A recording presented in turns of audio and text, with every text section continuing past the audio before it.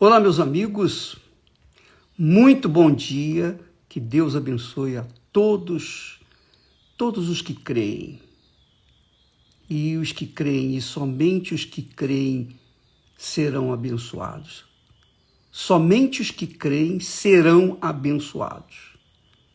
Os que não creem, não se pode perder tempo com eles.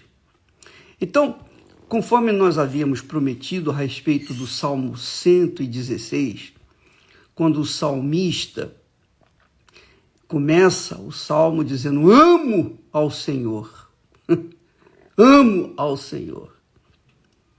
Ele começa dessa forma, começa exprimindo o seu profundo sentimento e, sobretudo, a sua fé, porque para você amar alguém, você tem que conhecer esse alguém, não é verdade?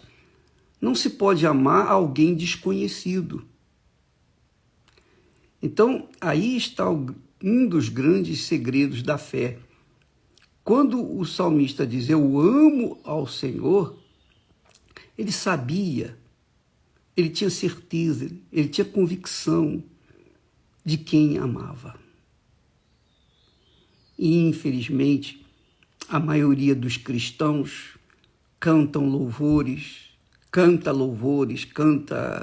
entoa canções, versos de amor, mas sequer tiveram uma experiência com Deus. Por isso, vivem uma fé apenas sentimental. Mas o salmista não. Ele diz, amo ao Senhor. Amo ao Senhor, porque Ele ouviu a minha aflição, minha dor, etc. Aí quando ele chega no versículo aqui, 12, ele exprime, Senhor, o que eu posso te dar? O que o Senhor quer de mim? O que lhe agrada mais? O que eu poderia fazer para te engrandecer, te louvar, para exprimir a minha eterna gratidão para contigo? Então, o Senhor, o Espírito Santo, o toca e diz assim, tome o cálice da salvação e invoque o meu nome. Isso aqui, amiga e amigo, isso é extremamente importante, glorioso. E, obviamente, quem não tem o Espírito não entende isso aqui. De uma parte está ele falando, o que eu te dou? O que eu posso te dar para te agradar, para te adorar, para manifestar minha eterna gratidão? E então ele diz, o salmista, profeticamente, aí no lugar de Deus, o salmista diz, tomarei o cálice da salvação e invocarei o nome do Senhor. Essa é a maior expressão de fé que nós temos na Bíblia. É o que Deus quer. Desde os primeiros, desde Adão e Eva, você verifica que Adão e Eva andavam com Deus, ou melhor, Deus andava com Adão e Eva pelas tardes. Deus sempre quis ter comunhão com o ser humano, sempre quis tratá-lo como amigo, como pessoa íntima. Mas o ser humano é cruel, rebelde, pecou, e o pecado gerou essa humanidade que nós vemos por aí. E aí Deus envia, ou melhor, ele chama Abraão, e de Abraão faz uma nação, para que, através dessa nação santa, separada, essa nação que não teria outros deuses, ela viesse gerar o seu filho, Jesus. Jesus veio, então, consumou a obra da salvação, consumou a obra da salvação, fez o que tinha que fazer, e depois voltou para os céus, e no lugar dele enviou o Espírito Santo para guiar a sua amada igreja. Ora, o que é que Deus está almejando nesse projeto que nós falamos assim em rápidas palavras? Deus está almejando o mesmo que ele tinha lá no princípio, quando criou Adão e Eva, quando fez Adão e Eva. Aquela intimidade, aquela comunhão com o ser humano. Então, o que mais deseja Deus? O que mais deseja Deus de você, minha amiga? Qual é a oferta realmente gloriosa que exprime a sua fé, porque você está dando uma oferta para alguém que você não vê, que você não toca, que você não sente, mas você crê, você tem fé, você tem certeza.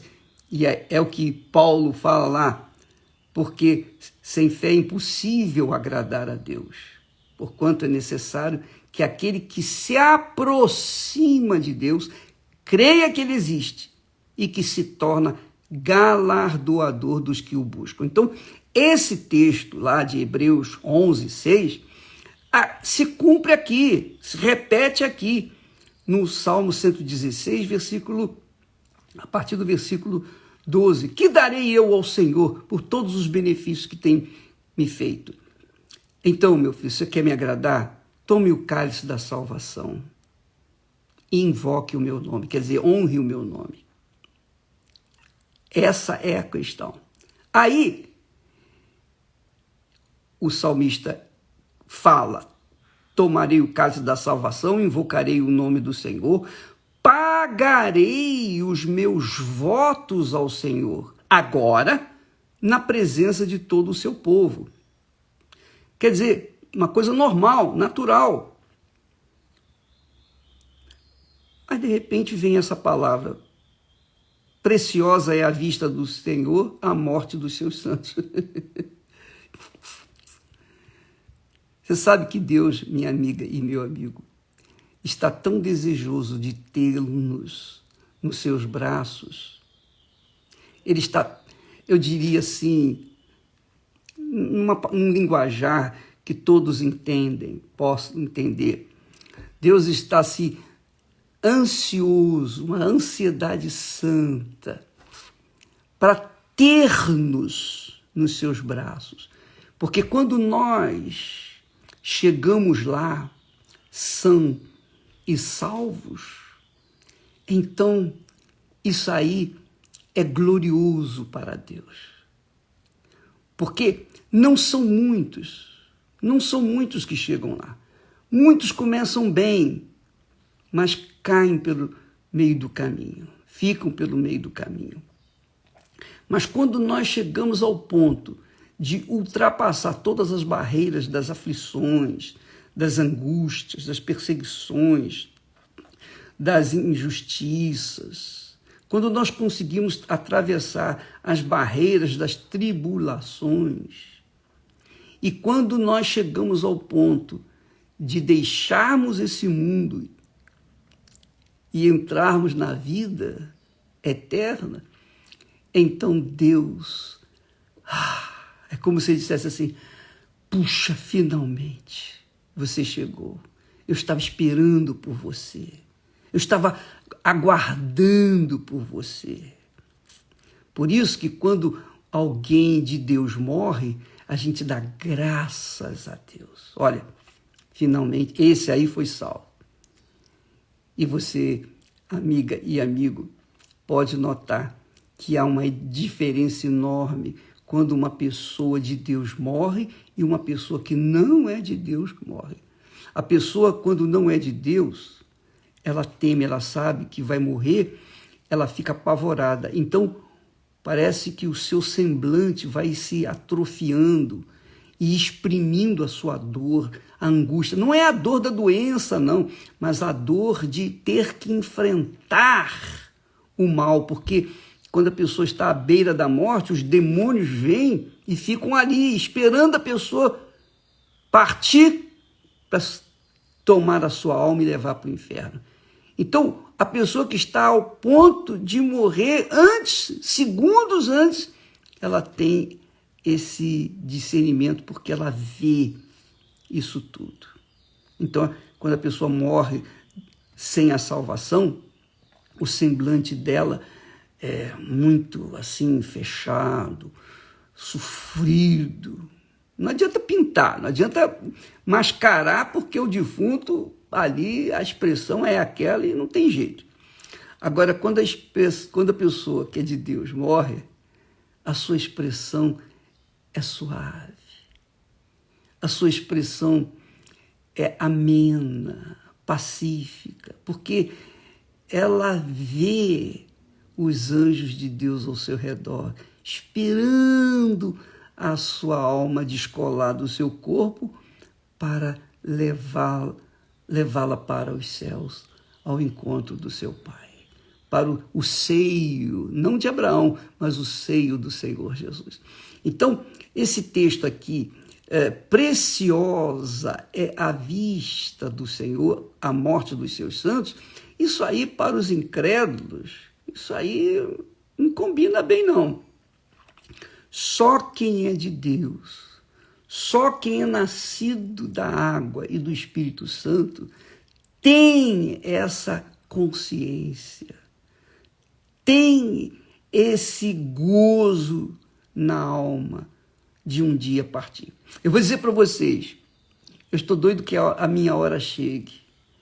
Eu pudesse ir agora, seria uma bênção. E eu não estou falando aqui para vocês como hipocrisia, não. Eu estou falando com sinceridade, porque os meus filhos sabem disso, a Esther sabe disso, todo mundo, os meus familiares e pessoas que estão mais próximas de mim já têm me ouvido falar sobre isso, que bendito será o dia em que eu partirei. Aliás, como testemunho para vocês todos, quando eu tinha 19 anos de idade e o Senhor se revelou para mim, Ele me salvou, naquele dia eu nunca me esqueço, o gozo, a alegria, eram tão grandes, tão imensos, que eu falei, meu Deus, me leve, eu não quero ficar aqui. Eu tinha 19 anos. Eu falei, Senhor, eu não quero ficar aqui, eu não quero correr o risco de perder isso que o Senhor está me dando. Mas Deus não quis, não foi a vontade dele. Então, ele me deu o seu Santo Espírito para proclamar aos que creem, aquelas pessoas que são sinceras, essas verdades. E nós estamos passando para vocês aquilo que Deus nos deu. Então, isso é uma experiência pessoal. Eu nunca ouvi dizer que alguém, uma vez tendo uma experiência com o Espírito Santo, tenha querido morrer, mas eu sou essa pessoa. Eu sou essa pessoa, com 19 anos de idade. E eu não me esqueço disso, e eu falo isso a título de testemunho para vocês. Então, por quê? Porque eu tinha e tenho consciência de que esse mundo é uma porcaria, mas bota porcaria nisso. Esse mundo é cruel, é nojento, esse mundo é injusto, esse mundo é do diabo. É como o apóstolo disse, o mundo jaz no maligno, quer dizer, o mundo está no inferno. O mundo já está no inferno, cada vez vai ficar pior. Quanto mais se aproxima a volta de nosso Senhor Jesus Cristo, pior vai ficando o mundo, pior, vai ficar cada vez pior. Não tenha dúvida disso, não. Não tenham dúvida disso, não.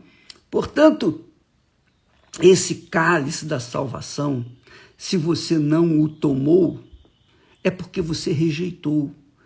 Você está rejeitando. E não existe pecado maior, não existe pecado mais agressivo ao Senhor, você recusar o cálice da salvação.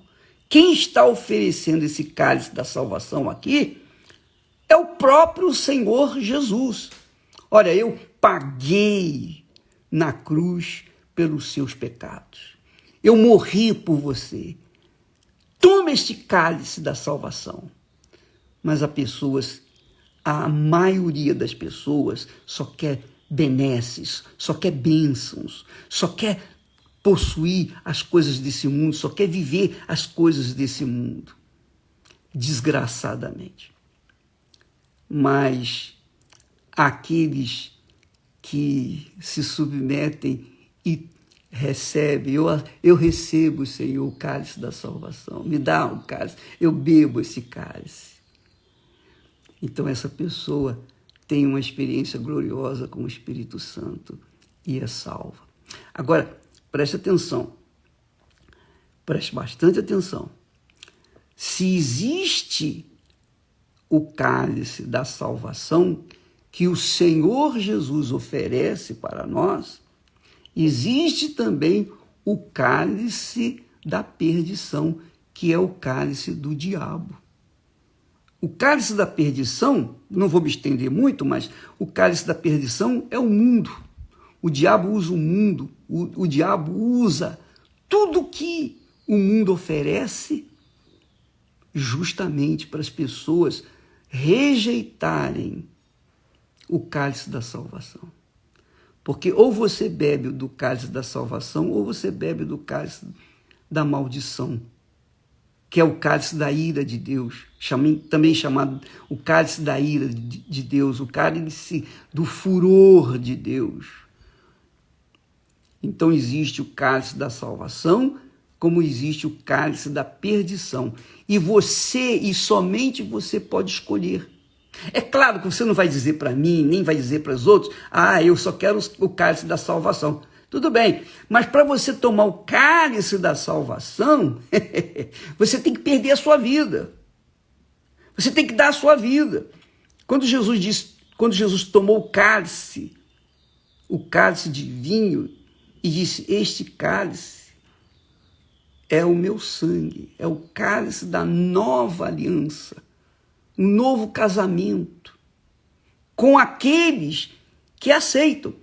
Porque a partir do momento que você participa da Santa Ceia, come do pão, bebe do cálice, você está dizendo para Jesus, olha, eu aceito sacrificar por ti, eu aceito me sacrificar por ti, eu aceito as condições que o Senhor coloca para seguir as tuas pisadas.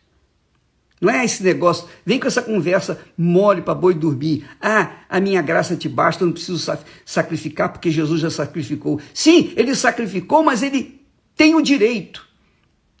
Ele tem o direito de cobrar de você, de mim, de nós, o sacrifício por ele. Porque é o casamento.